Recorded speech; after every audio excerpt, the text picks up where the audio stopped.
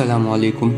اس سے پہلے ہم نے 28 احادیث قدسیہ شیئر کیے ہیں اور 7 یہ اور ہیں۔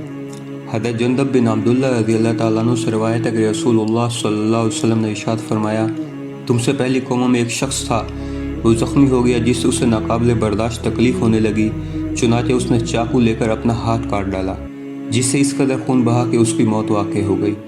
اللہ تعالیٰ نے فرمایا، میرے بندہ نے اپنی روح نکالنا میں مجھ سے پہل کی، میں نے اس پر جنت کو حرام کر دیا۔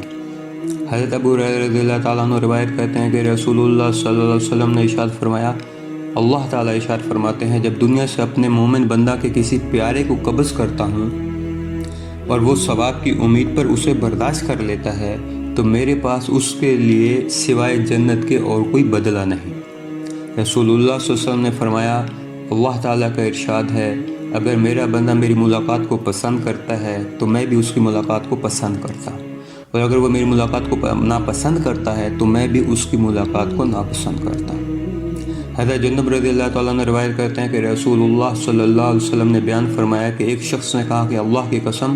اللہ تعالیٰ فلاں شخص کی مغفرت نہیں کریں گے۔ اللہ تعالیٰ نے فرمایا، میرے بارے میں اس بات کی قسم کھانے والا کون ہے کہ میں فلاں شخص کی مغفرت نہیں کروں گا؟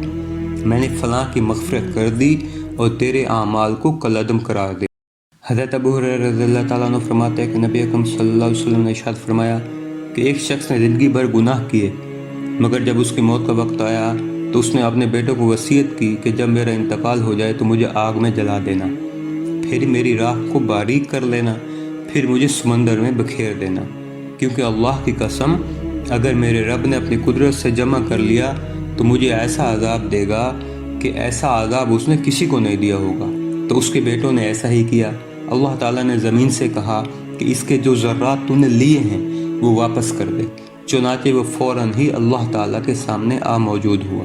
تو اللہ تعالیٰ نے اس سے کہا کہ تو نے یہ سب کیوں کیا؟ اس نے کہا، اے اللہ، تیرے خوف و خشیت کے مارے۔ چنانچہ اللہ تعالیٰ نے اسے اسی بنا پر معاف کر دیا۔ نبی کریم صلی اللہ علیہ وسلم نے اپنے رب سے حکایت کرتے ہوئے بیان فرمایا، ایک شخص سے گناہ سرزد ہو گیا، پھر اس نے کہا کہ اے میرے اللہ، میرے گناہ کو معاف کر دے۔ اللہ تعالیٰ نے فرمایا، میرے بندے سے گناہ کا ارتکاب ہو گیا، پھر اسے خیال آیا کہ اس کا رب بھی ہے جو گناہ کو معاف کرتا ہے اور اس پر گرفت بھی کرتا ہے، پھر دوبارہ اس سے گناہ سرد ہو گیا، پھر اس نے کہا، اے پروردگار، میرا گناہ معاف کر دے۔ اللہ تعالیٰ نے معاف فرمایا، میرے بندہ سے گناہ کا ارتکاب ہو گیا، پھر اسے خیال آیا کہ اس کا رب بھی ہے جو گناہ کو معاف کرتا ہے اور اس پر گرفت بھی کرتا ہے،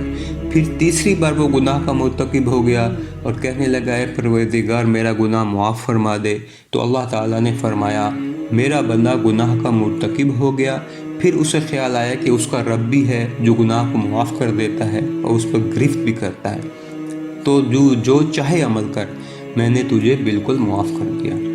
حضرت انس رضی اللہ تعالیٰ نے روایت کرتا ہے کہ میں نے رسول اللہ صلی اللہ علیہ وسلم سے سنا، اللہ تعالیٰ نے ارشاد فرمایا، اے ابن آدم، تو جب بھی مجھے پکارتا ہے اور مجھ سے امید قائم کرتا ہے تو میں تیری نازیبہ حرکتوں کی پرواہ کیے بغیر تجھے معاف کر دیتا ہوں۔ اے ابن آدم، اگر تیرے گناہ آسمان کی بلندیوں تک پہنچ جائیں پھر بھی تو مجھ سے معافی مانگے گا تو میں تجھے معاف کر دوں گا۔ اے ابن آدم، اگر تو روئے زمین کے برابر گناہ کر کے میرے پاس آئے اور مجھ سے اس حال میں ملے کہ تو میرے ساتھ کسی کو شریک نہ ٹھہراتا ہو تو میں روئے زمین کے برابر مغفرت سے تیرا استقبال کروں گا۔